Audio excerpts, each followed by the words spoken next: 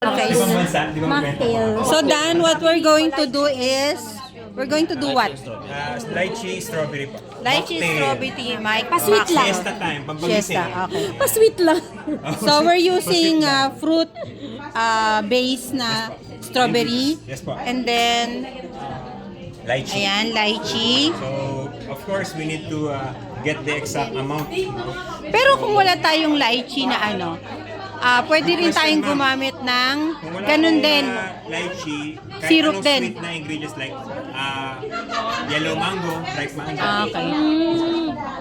Okay, sige. Wait lang po, tapos Okay, so we're going to do a... every, ma'am, may dalawa. So, Okay. ito man pampagising sa siesta time. Okay. So it's strawberry lychee mocktails. Apa.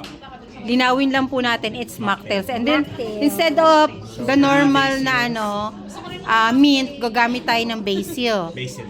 Okay. Normally kasi familiar sila sa atin. This Okay, time, and basil. then, add Teaspoon some lang po ng ginger. ginger as well. Ayan. Para may sweet, may spiciness. So, kung wala tayong whole lychee, we can use Ripe mango, I ripe suggest. mango. Okay. Actually, watermelon too sweet na. So, ripe mango po. Ripe mango. So, Lagyan ng konting 7-up or Sprite. 7-Up or Sprite. Yan.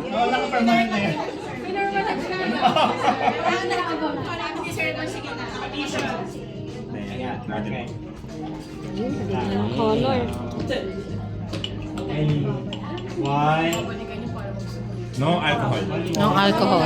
After that, lagyan na ng ice. Ice po, yes.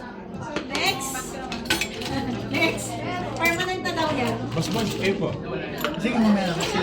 Okay. That's it, guys. So, we have another mocktails. That's strawberry lychee mocktails. Ingredients of strawberry Actually, for syrup. this day lang po. Strawberry syrup. You can use lychee or mango. Tapos ginger and basil. Add some ice and Sprite. And mix. That's it. Mix together.